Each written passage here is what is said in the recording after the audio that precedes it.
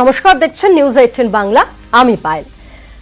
Corona মোকাবিলায় lockdown চলছে। Lockdown মানেই ঘরবন্দি সকলে পড়ুয়ারা। ঠিক এই সময় বোর্ড পরীক্ষা, পাশাপাশি জয়েন্ট এন্ট্রান্সের পরীক্ষার প্রস্তুতি কিভাবে নেওয়া যাবে বাড়িতে বসে, তারই দিশা দেখাতে জয়েন্টের পাথফাইন্ডার।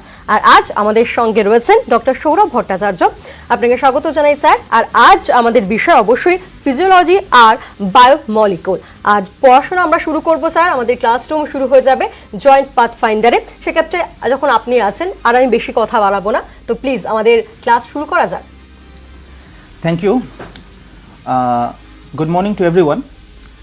যেটা বলার যে আজকে কোভিড-19-এর যে প্রকোপ সারা বিশ্বব্যাপী, সেখানে সবাই লকডাউন, কিন্তু আজকে পাথফাইন্ডার এমন একটি অর্গানাইজেশন যারা এই অভিনব প্রচেষ্টা নিয়ে এসেছেন। এবং আমাদের চেয়ারম্যান স্যার শ্রী দেবদত্ত শ্রীমালির একটি বিখ্যাত কথা যে আমরা সকলে ফ্যাকাল্টি নই, আমরা সকলে প্রত্যেকের একাডেমিক টিউটর, একাডেমিক গাইড।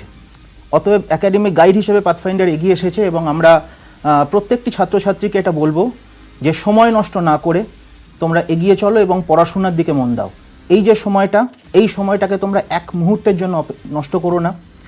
এবং ছোটোবেলায় একটা কথা পড়েছিলাম যে time and tide wait for none, it is a property common to all, lost health and wealth can be recovered, but loss of time is loss for ever. Humans life is nothing but a sum total of moment.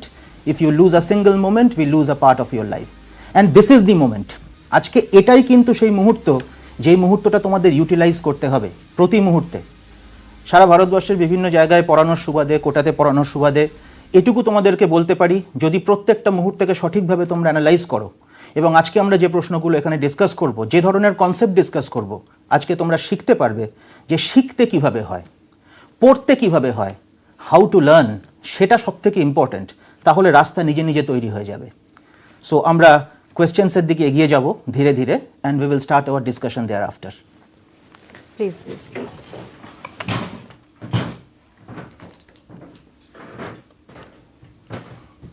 So আজকে ছাত্রছাত্রীরা biology নিয়ে পড়াশোনা করব এবং সেখানে আমরা প্রধানত দুটো ইম্পর্টেন্ট চ্যাপ্টার নিয়ে ডিসকাস করব।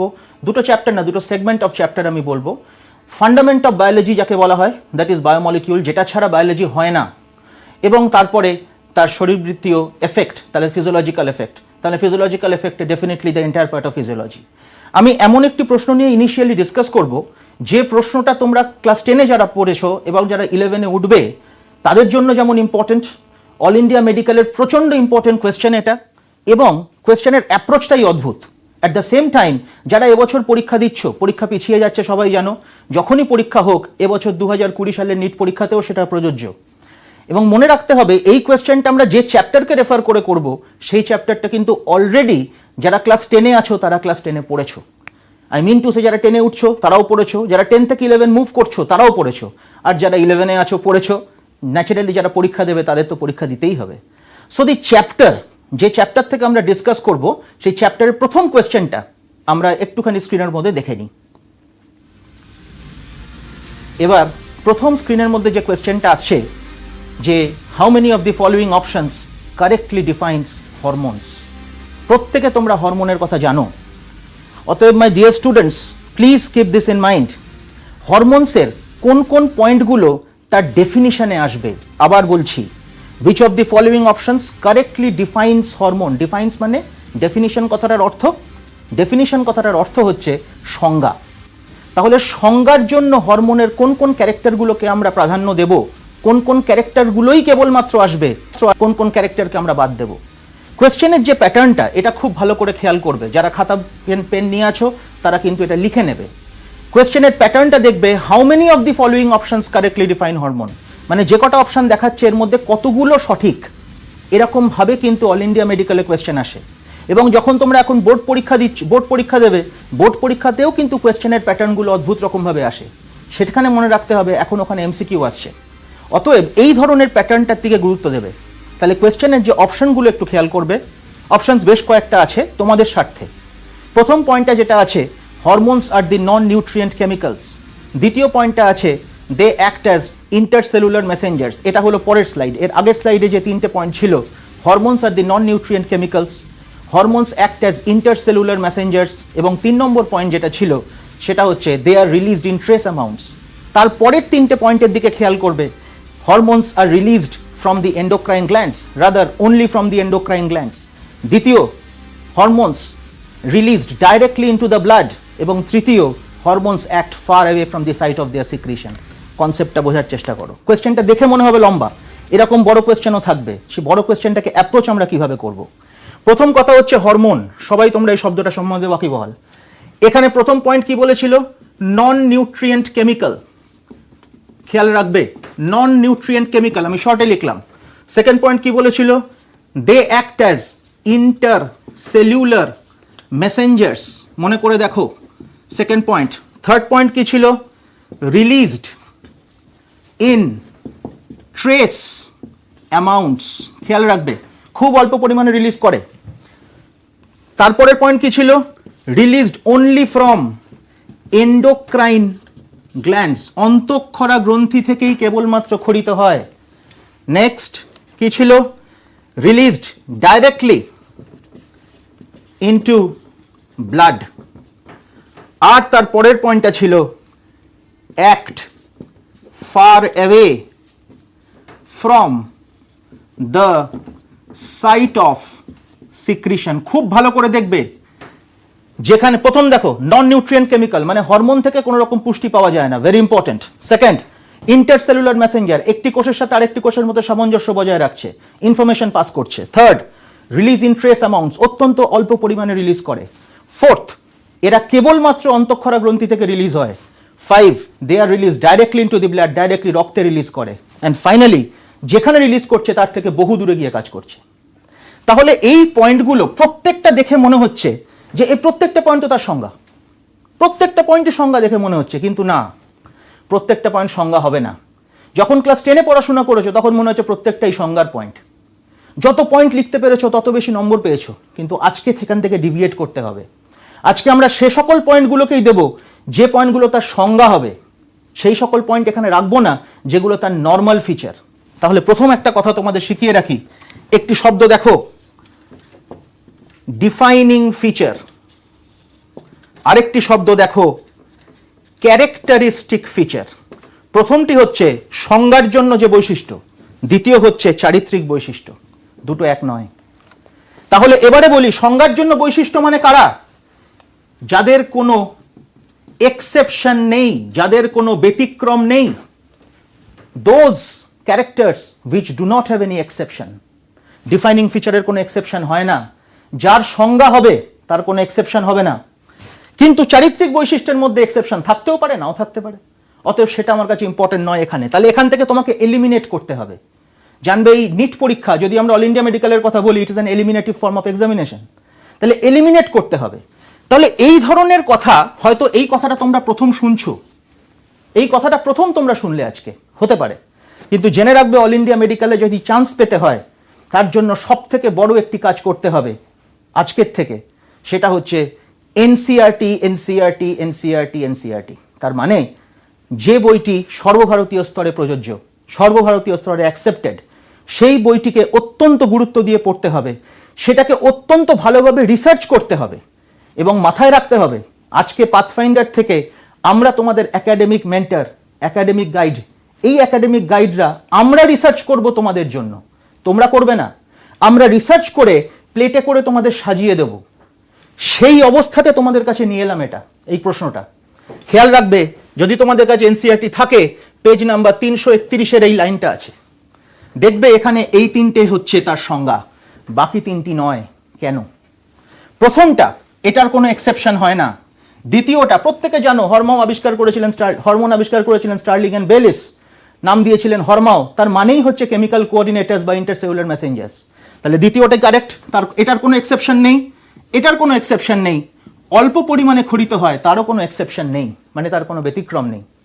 But only from endocrine gland থেকে খরিত হয়, তোমাদের কাছে এটা মারাত্মক মনে হতে পারে। অন্তঃক্ষরা গ্রন্থি থেকে খরিত হচ্ছে কেবলমাত্র, এই পয়েন্টটাকে আমি বাদ দিচ্ছি কেন? মনে রাখতে হবে। একটি ছবি ছোট্ট করে আমি এখানে করে দিচ্ছি তোমাদের জন্য, আশা করি সবাই এই ছবিটা চিনতে পারছো। পিটুইটারি গ্ল্যান্ড, মাস্টার গ্ল্যান্ড বলি আমরা, তাই না? Band master of the endocrine orchestra. এই পিটুইটারি গ্ল্যান্ডকে কন্ট্রোল করে কে? নিশ্চয়ই তোমরা জানো। কে কন্ট্রোল করে? ধরো হাইপোথ্যালামাস, নিশ্চয়ই তোমরা জানো। এই পিটুইটারি গ্ল্যান্ডকে কন্ট্রোল করছে হাইপোথ্যালামাস, সে কিছু রিলিজ ফ্যাক্টর রিলিজ করে, দিয়ে কন্ট্রোল করে। এই কিছু সিগন্যাল দিল, কিছু পজিটিভ সিগন্যাল দেয়, কিছু নেগেটিভ সিগন্যাল দেয়। পজিটিভ সিগন্যাল দিলে এখান থেকে রিলিজ হবে, প্লাস দিলাম, যদি নেগেটিভ হয় তাহলে মাইনাস, রিলিজ হবে না, তাই তো? মাথায় রাখতে হবে হাইপোথ্যালামাস নিজে কিন্তু অন্তঃক্ষরা গ্রন্থি নয়, কিংবা কিংবা অনেক একটা স্টেটমেন্ট আছে দেখবে, several other non endocrine tissues release hormones called growth factor. এবং এই স্টেটমেন্টটাও তোমাদের বলে দিই, এই যে বললাম আমরা রিসার্চ করছি এনসিইআরটির ওপর, সেই রিসার্চ প্রোডাক্টটা তোমাদের কাছে আমরা দেব। সেভারাল আদার, লাইনটা লিখে রাখবে, several other non endocrine tissues also secrete hormones called growth factors. যদি তোমরা জানতে চাও 339 এনসিইআরটিতে দেখবে সুন্দর লেখা আছে এই কথাটা, এই লাইনটার দিকে গুরুত্ব দেবে। তার মানে বেশ কিছু অন্তঃক্ষরা গ্রন্থি নয় এরকম কিছু কলা বা এরকম কিছু টিস্যুও কিছু হরমোন রিলিজ করে যার নাম গ্রোথ ফ্যাক্টর। তাহলে আমি একটা এক্সাম্পল হাইপোথ্যালামাস বললাম। হাইপোথ্যালামাস বেসিক্যালি কি? It is actually a cluster of cell body, it is a cluster of cyton, তার মানে একগুচ্ছ নিউক্লিয়াস দিয়ে তৈরি। তাহলে সেখান থেকে যেটা রিলিজ হচ্ছে that is not an endocrine gland. তাহলে hypothalamus is a very important aspect of the endocrine system, কিন্তু এখানে সেটা কিন্তু এন্ডোক্রাইন টিস্যুজের মধ্যে পড়লো না। অ্যাট দ্য সেম টাইম ভালো করে বুঝবে আরও নন এন্ডোক্রিনাল টিস্যুজ আছে যেটা গ্রোথ ফ্যাক্টর রিলিজ করে। একটা এক্সাম্পল হচ্ছে প্ল্যাটিলেট ডিরাইভড গ্রোথ ফ্যাক্টর, পিডিজিএফ। তো এরকম বহু আছে। তো এই ধরনের স্ট্রাকচারসগুলো দে আর নন এন্ডোক্রিনাল কিন্তু হরমোন রিলিজ করছে। তাহলে ন্যাচারালি এই পয়েন্টটা বাদ।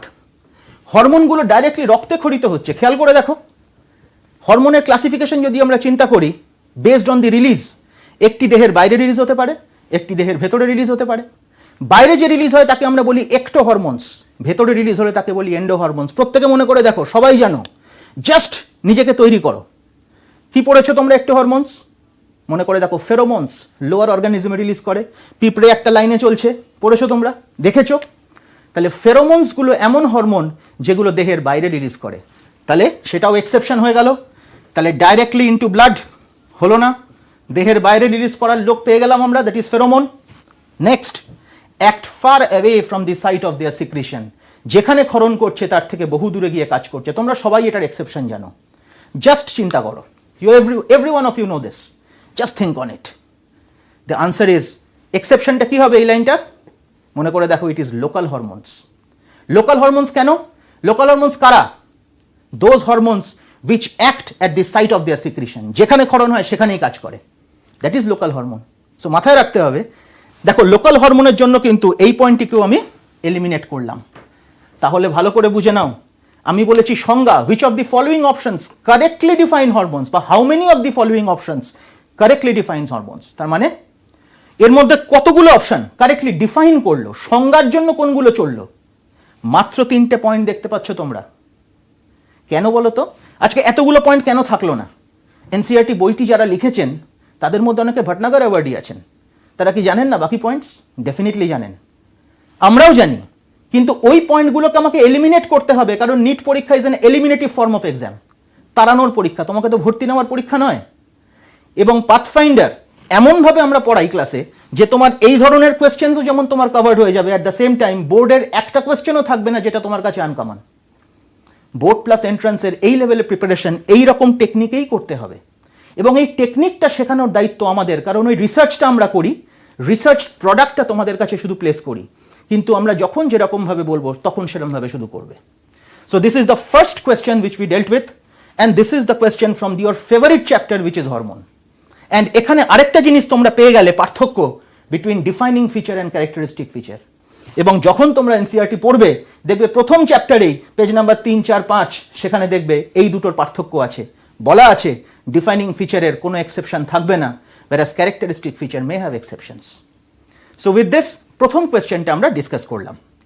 অ্যান্ড নাও একটা জিনিস শুধু আমি তোমাদের বলে রাখবো, যখন আমরা ধরো কোটাতে যখন আমি ক্লাস নিয়েছি দীর্ঘদিন, তারপরে যখন বিভিন্ন ভালো ভালো ছাত্রদের সাথে কথা বলেছি, সেটা আয়ুষ গোয়েল হতে পারে, সেটা নিশিতা পুরোহিত হতে পারে, হর্ষিত আনন্দ হতে পারে, শুধু একটা কথা বলবো, আজকে সর্বভারতীয় স্তরে মেডিকেল এক্সামটা সব থেকে বেশি চেঞ্জ হয়েছে।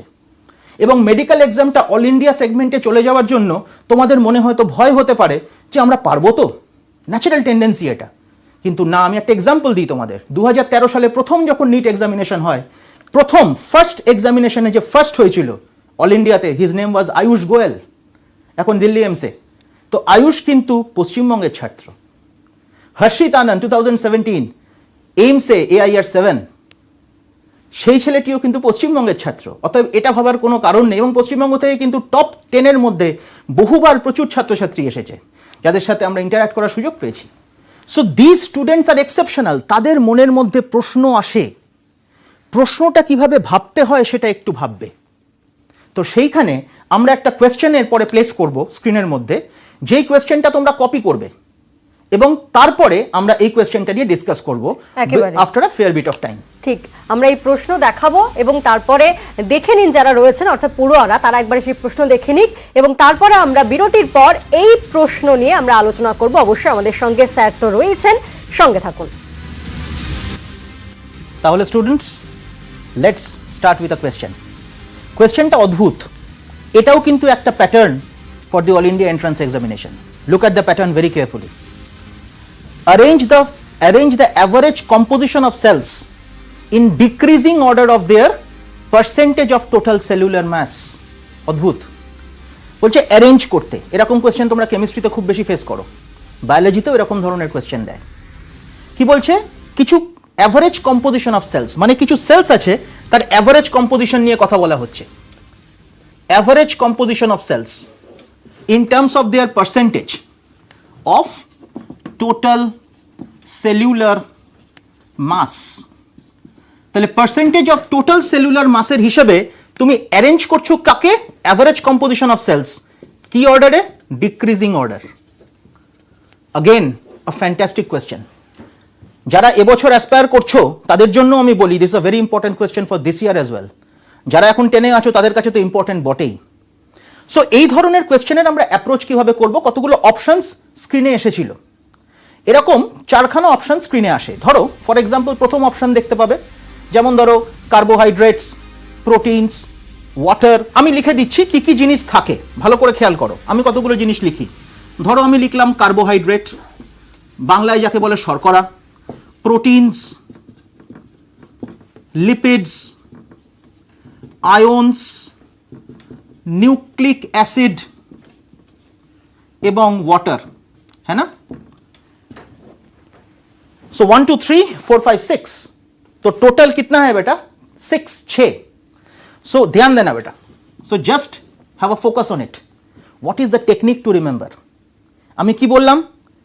এনসিইআরটি কে নিয়ে রিসার্চ করতে হবে, মাইনিউটেস্ট ডিটেলসে রিসার্চ করতে হবে, তার বাইরেও অনেক কিছু পড়তে হবে, কিন্তু এনসিইআরটিটাকে বাদ দিলে হবে না, প্রত্যেকটা ওয়ার্ডকে রিসার্চ করতে হবে। অ্যান্ড দেয়ার আফটার ওই রিসার্চটা আমরা তোমাদের জন্য করে দিচ্ছি। ভালো করে খেয়াল করো, ভালো করে চিন্তা করো।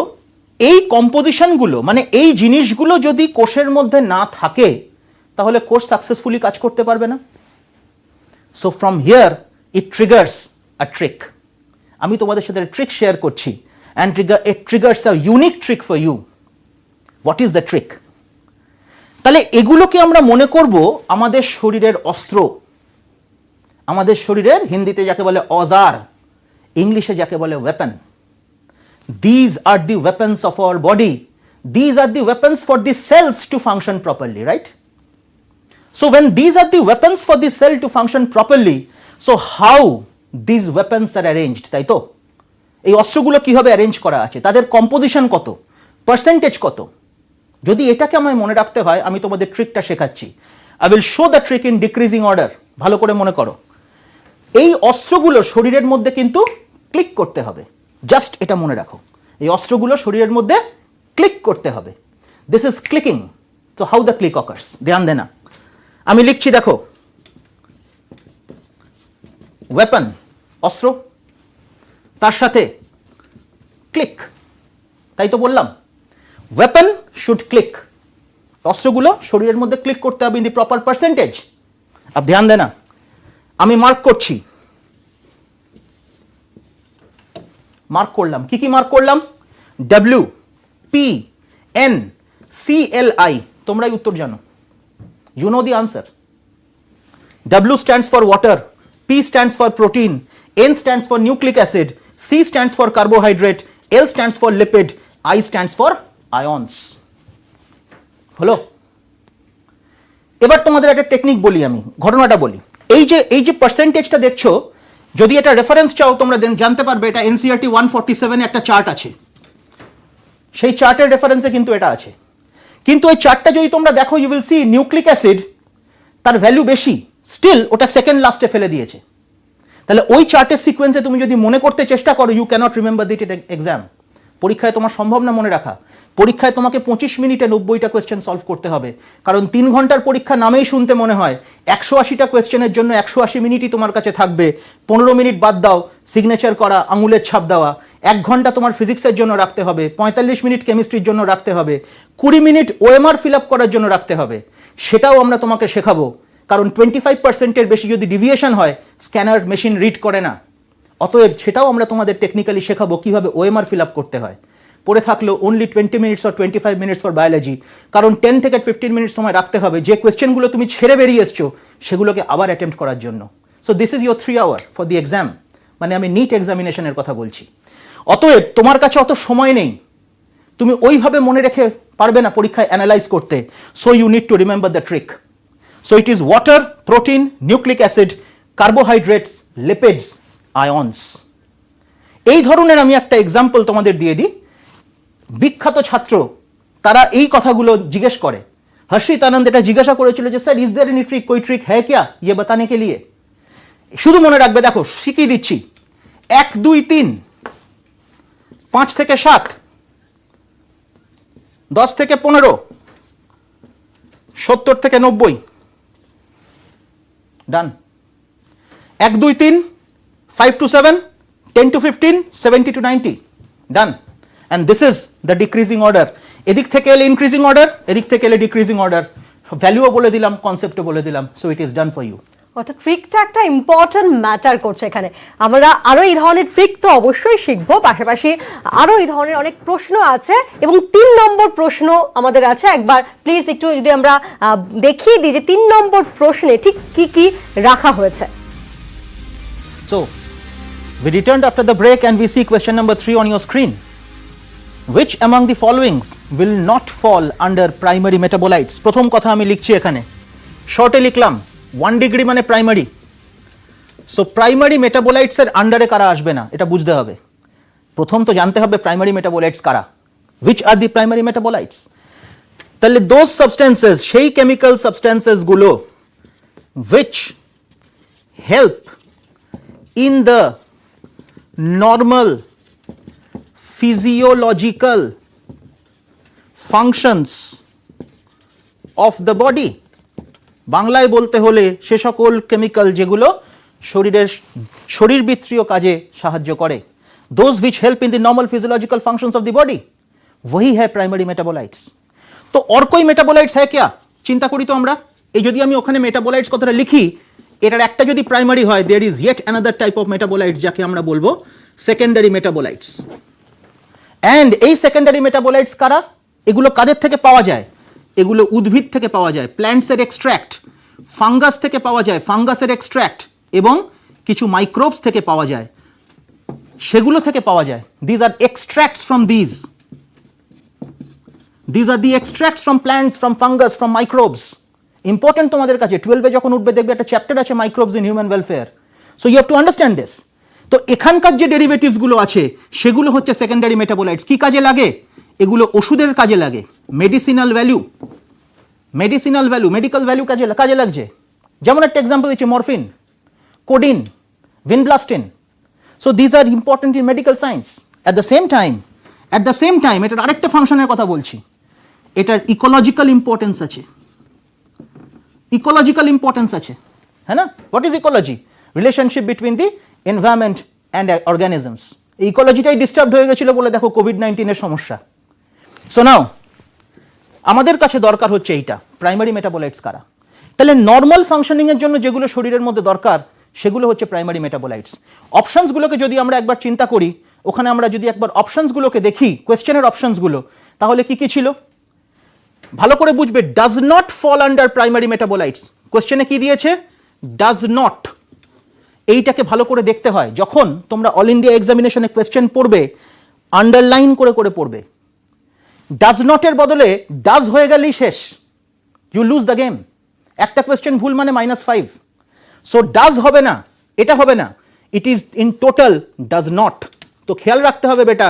সো ডাজ নট মানে তোমাকে প্রাইমারি মেটাবোলাইটস কারা জানতে হবে, সেকেন্ডারি মেটাবোলাইটস কারা জানতে হবে, তাহলে ওখান থেকে এলিমিনেট করতে হবে। দেখবে একটা অপশন ছিল ওখানে ক্যারোটিনয়েডস। Carotenoids.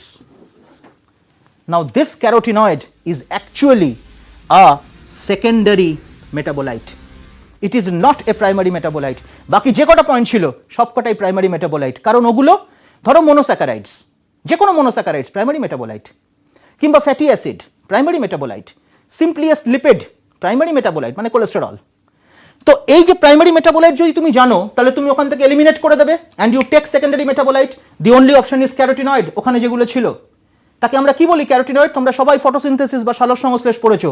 এগুলো অ্যান্টেনা পিগমেন্টের মতো কাজ করে, ট্র্যাপ দি সোলার এনার্জি, ডাইরেক্টলি সানলাইট ক্লোরোফিলে ফেলতে দেয় না বিকজ ফটো অক্সিডেশন হয়ে যাবে, তাহলে it is use for trapping Sunlight.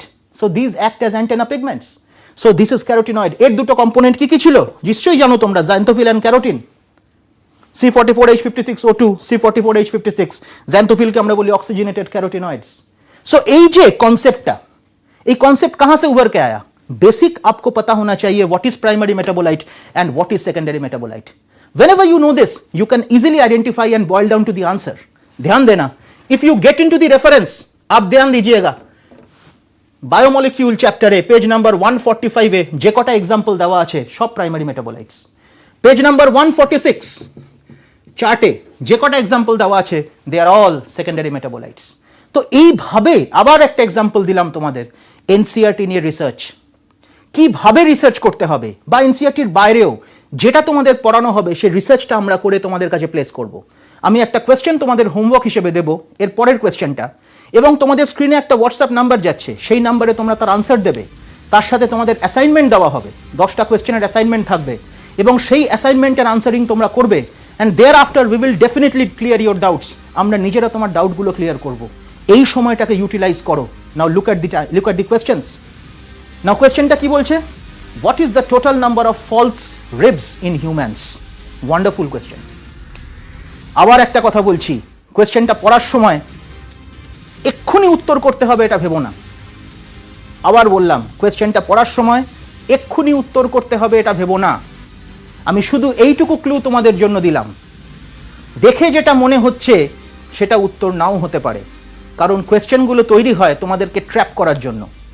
তো যাতে তোমরা ট্র্যাপ না হও সেটার জন্য নিজে রেডি হও, সেই অনুযায়ী নিজের মাইন্ডসেটটাকে তৈরি করো। So be very careful.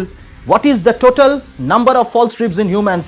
Option দেখো, 3 পেয়ার্স, 3 পেয়ার্স মানে 6টা, 5 পেয়ার্স মানে 10, 2 পেয়ার্স মানে 4, 7 পেয়ার্স।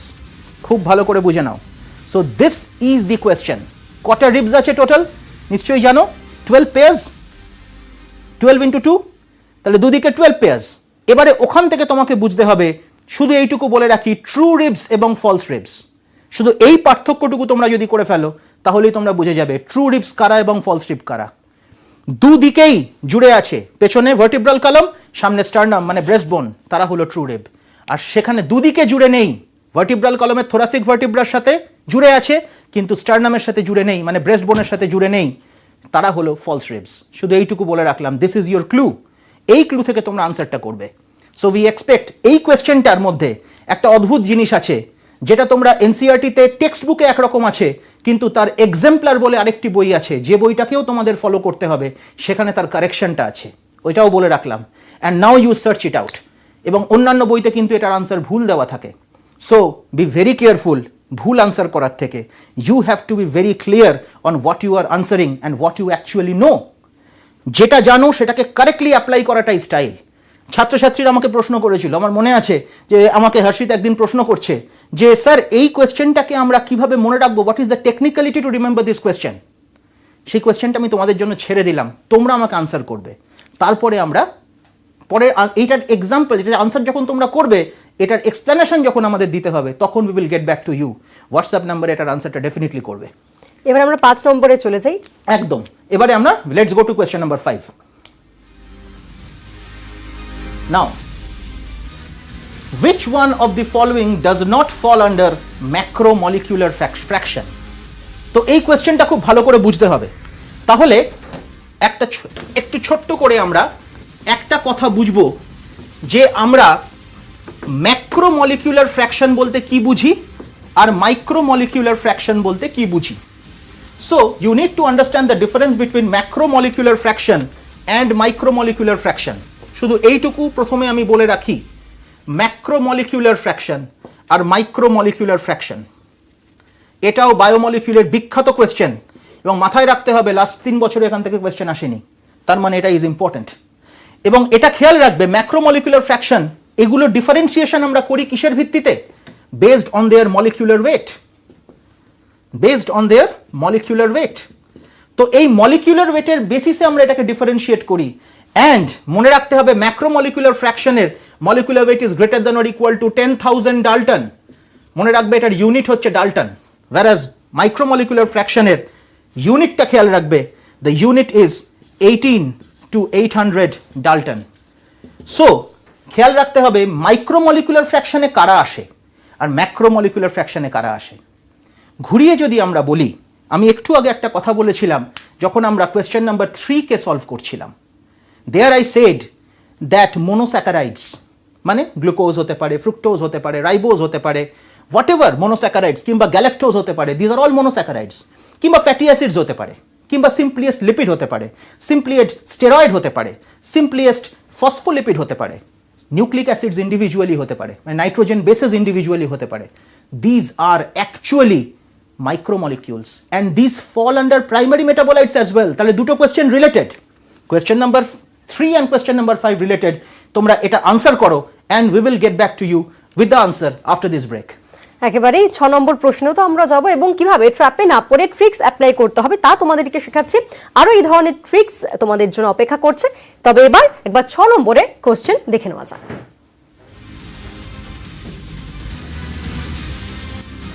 তাহলে এই কোয়েশ্চেনটি ছিল, আর 6 নম্বরের কোয়েশ্চেনটি দেখো।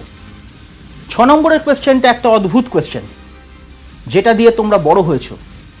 ছোটবেলা থেকে মা, বাবা, দাদু প্রত্যেকে বলেছেন প্র্যাকটিস কর, প্র্যাকটিস কর, এবং আমরাও বলছি প্র্যাকটিস করো। Practice makes a man perfect. তো practice makes a man perfect কেন, সেটার উত্তর আমরা দেখব।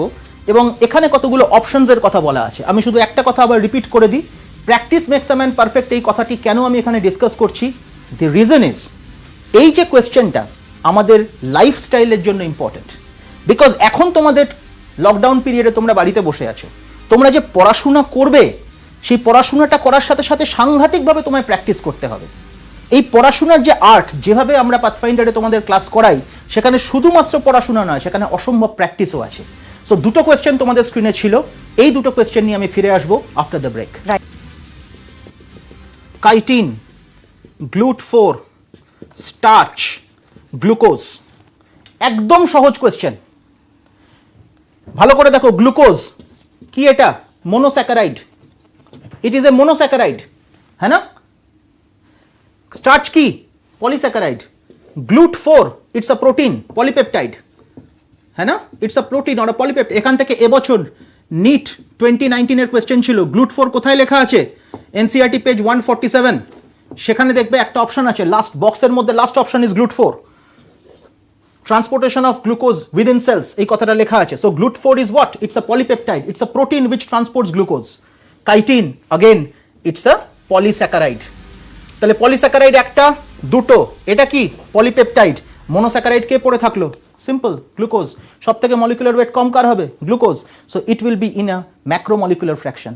তাহলে খেয়াল করতে হবে, এটা চলে যাবে মাইক্রোমলিকুলার ফ্র্যাকশনে, এই তিনটে চলে যাবে ম্যাক্রোমলিকুলার ফ্র্যাকশনে। তাহলে গ্লুকোজ মাইক্রোমলিকুলার ফ্র্যাকশনে এলো, এই তিনটে ম্যাক্রোমলিকুলার ফ্র্যাকশনে এলো।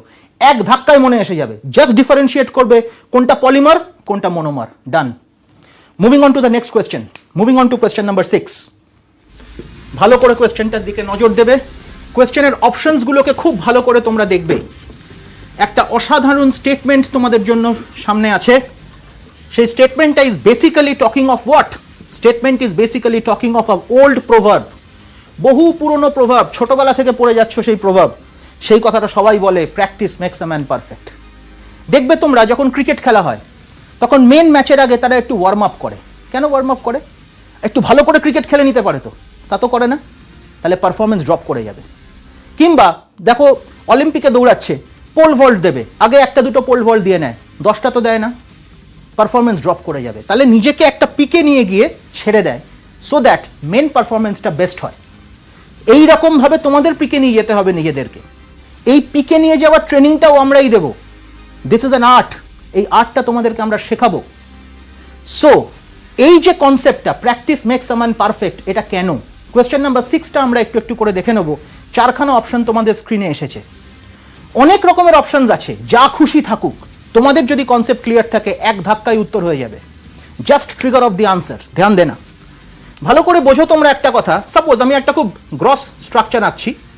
নাও let's consider this to be a neuron. নিশ্চয়ই জানো তোমরা structure and function unit of nervous system is neuron. তাহলে এই নিউরন যদি আমরা কনসিডার করি, একটা নিউরনের সাথে ধরো আরেকটা নিউরন, আমি এটাকে ধরলাম, কিংবা একটা নিউরন তার সাথে let's consider this to be a muscle. ধরো এটা একটা মাসেল, ধরো ফর এক্সাম্পল স্কেলিটাল মাসেল, যে কোনো একটা মাসেল ধরলাম, আমি ধরলাম স্কেলিটাল মাসেল, অস্থিপেশী, বা একটা নিউরনের সাথে নিউরন। এই ফাঁকা জায়গাটাকে আমরা কি বলি? যার জন্য তোমরা একটা ছবিও পড়েছো, একটা যে কোনো নিউরন যদি তোমরা কনসিডার করো, লেটস কনসিডার এ ডায়াগ্রাম। তো এই যে নিউরনের সাথে এই ফাঁকা জায়গাটাতে যে গ্যাপটা তৈরি হচ্ছে, এটাকে আমরা কি বলি? সবাই জানো তোমরা কি বলি এটাকে? সাইন্যাপস, তাই তো? This one is what? Synapse, তাই তো? চিন্তা করো, এই ছবিটা তোমরা বহুবার করেছো। এই যে এটা সাইন্যাপসের আগের membrane, pre synaptic membrane, post synaptic membrane, তাই না? ভালো করে দেখো, তাহলে মাঝখানটা কি? সাইন্যাপস। আমি সেই সাইন্যাপসের কথা বলছি, ভালো করে চিন্তা করবে। ধরো একটা বেটন বা একটা স্টিক, এক জায়গা থেকে আরেক জায়গায় দৌড়ে যেতে হবে। খেয়াল করো যেটা বলছি। তুমি কি করলে? কিছুটা দৌড়ে গেলে, গিয়ে আরেকজনকে বেটনটা দিলে, সে সেই বেটনটা নিল, নিয়ে আবার দৌড়ে আরেক জায়গায় পৌঁছালো, যেমন রিলে রেসে হয়। কিংবা তুমি আরেকটা কনসিডার করো সিচুয়েশন, যেখানে তুমি একা, আমাকে কনসিডার করো না, কিন্তু তুমি একা, মানে তোমরা young students, you are agile enough, তো তুমি একা একটা বেটন নিয়ে দৌড়ে চলে গেলে এক জায়গা থেকে আরেক জায়গায়। তাহলে এই যে তোমরা বেটনটা নিয়ে দৌড়ে এক জায়গা থেকে আরেক জায়গায় চলে যাচ্ছ, টাইম কোনটাতে বেশি লাগছে? তুমি গেলে, কিছুটা দৌড়ালে, একটা বেটন আরেকজনকে দিলে, সে বেটনটা নিল, নিয়ে আবার গেল। এই যে সময়টা গেল, এই যে সাইন্যাপসে যে সময় কালটা অতিবাহিত হলো, তার মানে কি হলো? দিস টাইম, এইটার জন্য এইখান থেকে জিনিসটা ওইখানে পৌঁছাতে সময়টা বেশি লাগলো, তুমি একা নিয়ে দৌড়ালে কম সময় লাগতো। পার্থক্যটা বোঝার চেষ্টা করো। আবার তুমি যখন দৌড়াচ্ছ, এ নিয়ে এলো সিগন্যালটা, এবারে একটা সাইন্যাপসের মধ্যে সিগন্যালটা পাস করলো, করে এখানে গেল, আবার নিয়ে গেল এটা। কিন্তু তার বদলে কি হলো? তুমি একাই এখান থেকে নিয়ে সোজা পৌঁছে গেলে। দুটোর মধ্যে পার্থক্য আছে। এটা অনেক ফাস্ট, এটা স্লো। এটা অনেক ফাস্ট, এটা স্লো। কেন স্লো? বিকজ এই সাইন্যাপসে কিছুটা সময় চলে যায়। সিগন্যালটা এখান থেকে আসছে, এখানে যাচ্ছে, সাইন্যাপসে সময় চলে যাচ্ছে। তার মানে এটাকে বলা হয় সাইন্যাপটিক ডিলে। বুঝতে পেরেছো? This is called synaptic delay. সময়টা নষ্ট হলো এই ট্রান্সমিশনের জায়গায়। এবারে বুঝতে হবে কেন এই কথাটা বলা হয়। যত বেশি তুমি প্র্যাকটিস করবে, এখান থেকে এখানে সিগন্যালটা যাওয়ার জন্য কিছু রিসেপ্টর কাজ করে। এই রিসেপ্টরগুলো রেডি হয়ে থাকে রিসিভ করার জন্য।